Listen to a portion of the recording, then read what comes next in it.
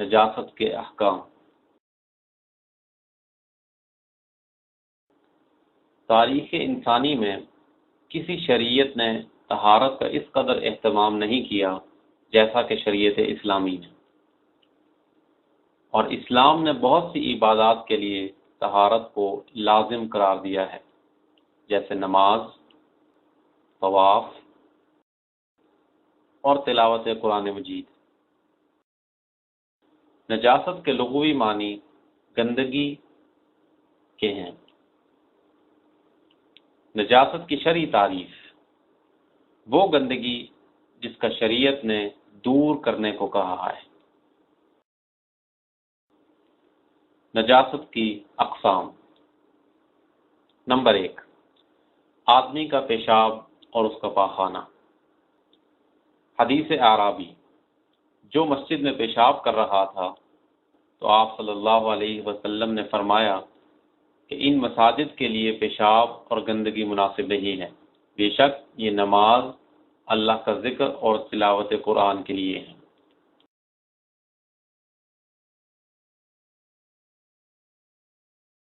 Number 2، حیض کا خون۔ حضرت خولہ بنت یسار رضی اللہ عنہا آپ صلی اللہ علیہ وسلم کے پاس آئیں اور کہا، اے اللہ کے رسول، میرے پاس صرف ایک کپڑا ہے اور مجھے اس میں حیض آتا ہے۔ تو آپ صلی اللہ علیہ وسلم نے فرمایا، جب تم حیض سے پاک ہو جاؤ تو خون والی جگہ دھو لیا کرو اور اسی میں نماز پڑھ لیا کرو۔ حیض کے خون کے علاوہ خون پاک ہے، چاہے جاری خون ہو یا رکا ہو۔ چنانچہ حدیث سے ثابت ہے کہ ایک مشرک نے مسلمانوں میں سے ایک شخص کو نماز کی حالت میں تیر مارا، جس سے وہ زخمی ہو گیا اور اس کا خون بہنا شروع ہو گیا، مگر اس نے اپنی نماز جاری رکھی۔ نمبر 3، حرام جانور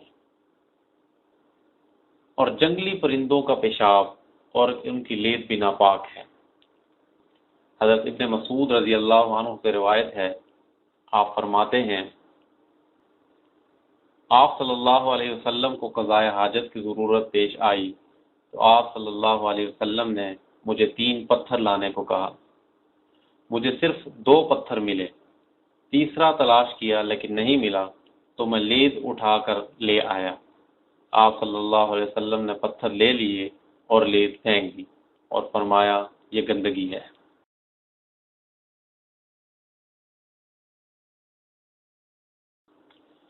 حلال جانور کی لید اور پیشاب کا حکم۔ حلال جانور کی لید اور پیشاب پاک ہے۔ حضرت انس بن مالک رضی اللہ عنہ فرماتے ہیں کہ کچھ لوگ مدینہ آئے اور بیمار ہو گئے تو آپ صلی اللہ علیہ وسلم نے ان کو صدقے کے اونٹوں کی طرف بھیج دیا تاکہ وہ ان کے دودھ اور پیشاب میں سے کچھ پی لیں۔ نمبر 4، مردار۔ مردار وہ ہے جو اپنی موت مرے، اس کو شرعی طریقے پر ذبح نہ کیا گیا ہو۔ اللہ رب العزت نے قرآن کریم میں فرمایا ہے،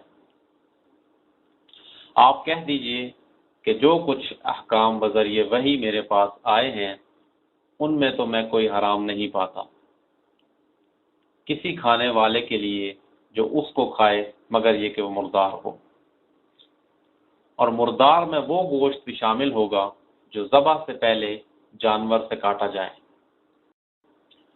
کیڑے اور مچھلی کو استثناء آپ صلی اللہ علیہ وسلم کی حدیث کی وجہ سے حاصل ہے۔ آپ صلی اللہ علیہ وسلم نے فرمایا، 2 مردار اور خون ہمارے لیے حلال کیے گئے ہیں، اور وہ 2 مردار کیکڑا اور مچھلی ہیں، اور 2 خون جگر اور تیلی ہیں۔ وہ مردار جس میں بہنے والا خون نہ ہو جیسا کہ مکھی۔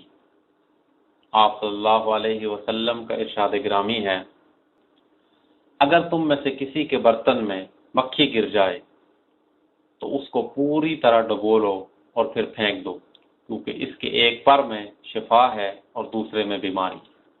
نمبر 5، خنزیر کا گوشت۔ اللہ تعالیٰ فرماتے ہیں، مگر یہ کہ وہ مردار ہو یا کہ بہتا ہوا خون ہو یا خنزیر کا گوشت ہو، کیونکہ یہ بالکل ناپاک ہیں۔ نمبر 6، کتے کا لعاب۔ کتے کے لعاب کی ناپاکی کی دلیل آپ صلی اللہ علیہ وسلم کا یہ قول ہے کہ آپ صلی اللہ علیہ وسلم نے فرمایا، اگر تمہارے کسی برتن کو کتا جھوٹا کر دے تو اسے 7 مرتبہ دھو لو، اور بہتر یہ ہے کہ مٹی کے ساتھ دھو لو۔ نمبر 7، مزی۔ مزی وہ سفید پتلا اور لیس دار پانی ہے جو کہ اٹکیلیاں کرنے سے اور جماع کے بارے میں سوچنے سے نکلتا ہے، اور یہ شہوت اور جھٹکے سے نہیں نکلتا، اور اس کے بعد سستی بھی نہیں آتی، اور بسا اوقات اس کے خروج کا احساس بھی نہیں ہوتا۔ آپ صلی اللہ علیہ وسلم نے حضرت علی ابن ابی طالب سے فرمایا، جب انہوں نے مزی کے بارے میں پوچھا تو آپ نے فرمایا، عضو تناسل کو دھو لو اور وضو کرو۔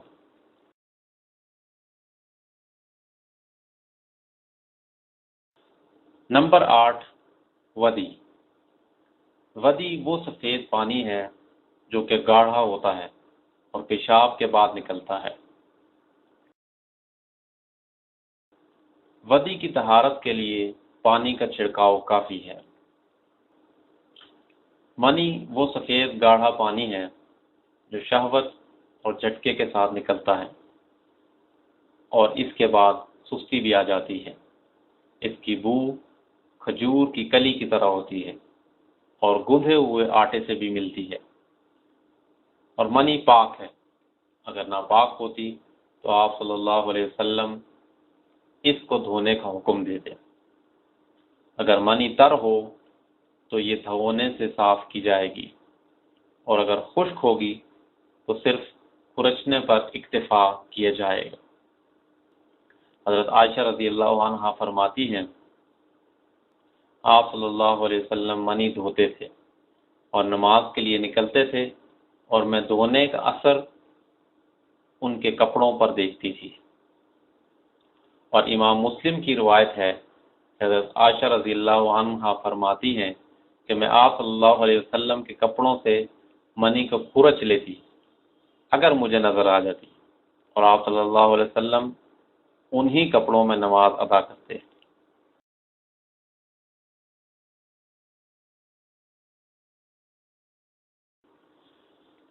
حصی طور پر الکوہل پاک ہے، اور معنوی طور پر الکوہل ناپاک ہے، اور اس کا پینا گناہ کبیرہ ہے۔ جب زمین ناپاک ہو جائے تو وہ پانی کے ساتھ یا پانی کے بغیر پاک ہو جاتی ہے۔ پانی سے پاک ہونے کی دلیل وہ حدیث اعرابی ہے جس نے مسجد میں پیشاب کر دیا تھا۔ آپ صلی اللہ علیہ وسلم نے فرمایا کہ اسے کرنے دو۔ اس کے فارغ ہونے کے بعد اس کے پیشاب پر 1 ڈول پانی ڈال دو، یا 1 بڑا ڈول پانی کا ڈال دو۔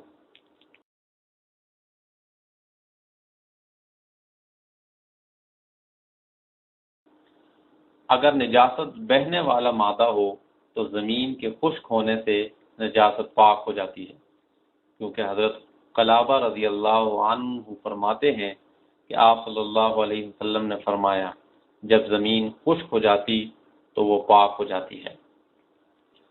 ناپاک پانی کو پاک کرنے کا ایک طریقہ تو یہ ہے کہ اس میں بہت سا پاک پانی ملا دیا جائے، یہاں تک کہ نجاست کا اثر ختم ہو جائے، یا آج کل جدید وسائل کے ذریعے سے بھی پانی پاک کیا جا سکتا ہے، جیسا کہ فلٹر وغیرہ۔ کپڑے کو پاک کرنے کا طریقہ یہ ہے کہ پانی کے ساتھ دھویا جائے اور پھر رگڑا جائے اور نچوڑا جائے یہاں تک کہ نجاست کا اثر ختم ہو جائے۔ فرش یا بچھونے کو پانی کے ساتھ یا جدید صفائی والی چیزوں کے ساتھ دھویا جائے اور رگڑا جائے جہاں تک کہ نجاست زائل ہو جائے۔ حلال جانور کی جلد پکا کر صاف کرنے سے پاک ہو جاتی ہے۔ آپ صلی اللہ علیہ وسلم کا ارشاد ہے، جب چمڑے کو دباغت دیا جائے تو وہ پاک ہو جاتا ہے۔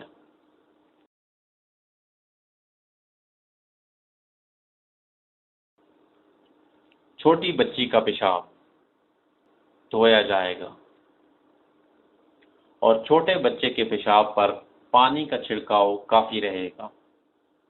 آپ صلی اللہ علیہ وسلم کا ارشاد ہے، بچی کے پیشاب کو دھویا جائے گا اور بچے کے پیشاب پر پانی چھڑک دیا جائے گا۔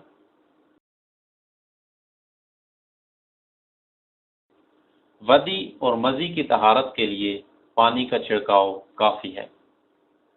حیض کا خون دھویا جائے گا، اور اگر اس کا اثر باقی ہے تو کوئی حرج نہیں۔ آپ صلی اللہ علیہ وسلم کا ارشاد ہے کہ حیض کا خون دھونے کے لیے پانی کافی ہے، اور اگر اس کا اثر باقی ہے تو کوئی حرج نہیں۔ اگر جوتے کے ساتھ نجاست لگ گئی تو زمین کے ساتھ رگڑ کر صاف کیا جائے یہاں تک کہ اثر جاتا رہے، کیونکہ آپ صلی اللہ علیہ وسلم کا ارشاد ہے، اگر جوتے کے ساتھ گندگی لگ جائے تو بے شک مٹی اس کے لیے پاکی ہے۔